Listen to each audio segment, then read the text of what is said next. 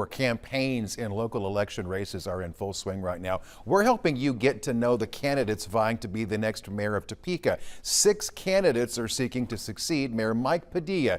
You met the first 5 last week. Before now, we've got the 6th on today. Gabriel Killman is our guest on this Monday. Good to see you. Thanks for coming in. Thank you for having me out, sir. Before we get into some issues, for those who don't know you, what is your background? Tell us who you are.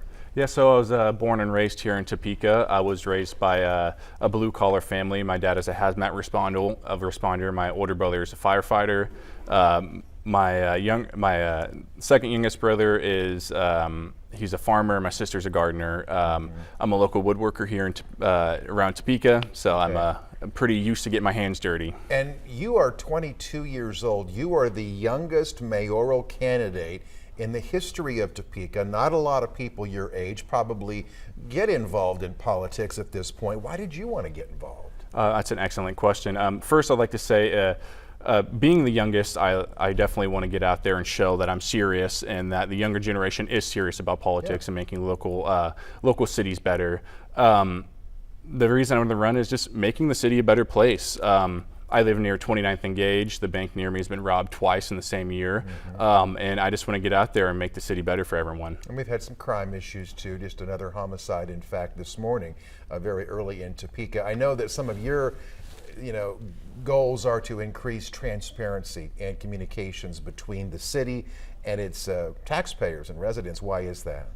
I feel like the city of Topeka has lost a lot of trust. I know I've lost a lot of trust in the city of Topeka. I feel like with more transparency and more government outreach, talking to people, you can get that accountability back and citizens trusting the government again.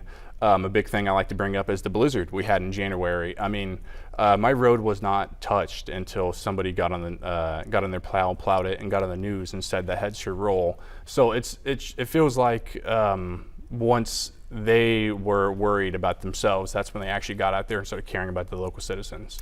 You mentioned the snow on your street. I know the quality of our streets is something you also are bringing to your campaign in terms of street repair and sidewalk repair. Why is that, and tell me more? The major one is definitely roads. I mean, it doesn't take a rocket scientist to realize how bad they are. But a big one is the sidewalks. With the accountability being pushed on homeowners, there's not as much urgency to get them fixed. It's a large payment coming out of already high property taxes that you pay. And I feel like if that liability got pushed back onto the city of Topeka, you'd have more functioning and better sidewalks. One of the issues that we report on very frequently and the city talks about frequently is a projected budget shortfall for fiscal years 26 and 27. They're saying it's several $million.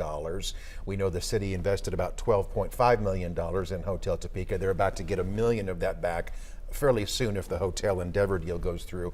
What do you make of those budget shortfalls, and what do you think we ought to be doing to kind of fix those issues? Well, I feel like Topeka has a problem with really gross overspending.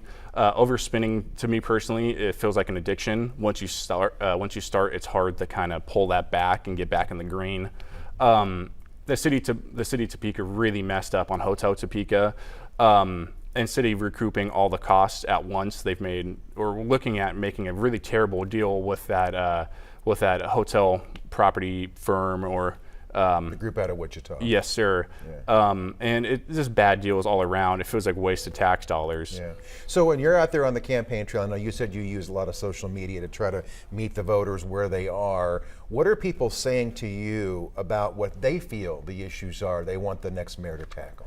A very large one is homelessness and violence reduction. With homelessness, you have a lot of people that really need help. They were once outstanding members of the community, and I don't know everyone's background, but through unfortunate circumstances, they've ended up on the streets. Okay, and you're a proud Shawnee Heights grad, right? Yes, sir. Okay. Gabriel Killman, good luck with your campaign. Thanks for coming in, and of course you can see more about the other candidates on our website who have also appeared here with Melissa on the 4 o'clock Red Couch Show at WIBW.com. Good to see you, and good luck. Thanks for having me out.